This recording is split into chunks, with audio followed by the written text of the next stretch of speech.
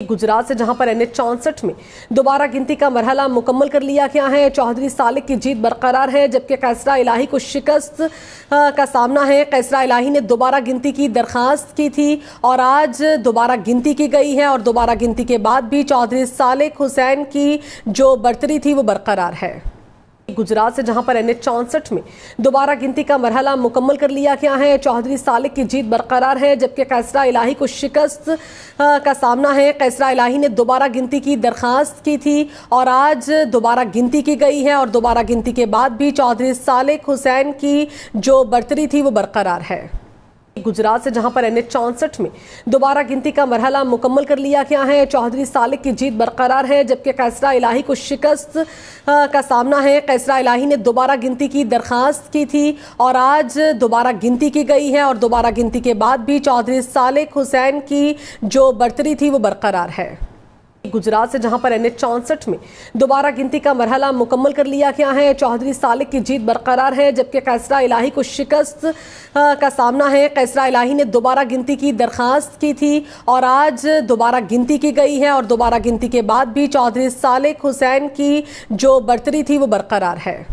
गुजरात से जहां पर NH-64 में दोबारा गिनती का मरहला मुकम्मल कर लिया गया है। चौधरी सालिक की जीत बरकरार है, जबकि कैसरा इलाही को शिकस्त का सामना है। कैसरा इलाही ने दोबारा गिनती की दरखास्त की थी और आज दोबारा गिनती की गई है और दोबारा गिनती के बाद भी चौधरी सालिक हुसैन की जो बढ़तरी थी वो बरकरार है। गुजरात से जहां पर NH-64 में दोबारा गिनती का मरहला मुकम्मल कर लिया गया है। चौधरी सालिक की जीत बरकरार है, जबकि कैसरा इलाही को शिकस्त का सामना है। कैसरा इलाही ने दोबारा गिनती की दरखास्त की थी और आज दोबारा गिनती की गई है और दोबारा गिनती के बाद भी चौधरी सालिक हुसैन की जो बढ़तरी थी वो बरकरार है। गुजरात से जहां पर NH-64 में दोबारा गिनती का मरहला मुकम्मल कर लिया गया है। चौधरी सालिक की जीत बरकरार है, जबकि कैसरा इलाही को शिकस्त का सामना है। कैसरा इलाही ने दोबारा गिनती की दरखास्त की थी और आज दोबारा गिनती की गई है और दोबारा गिनती के बाद भी चौधरी सालिक हुसैन की जो बढ़तरी थी वो बरकरार है।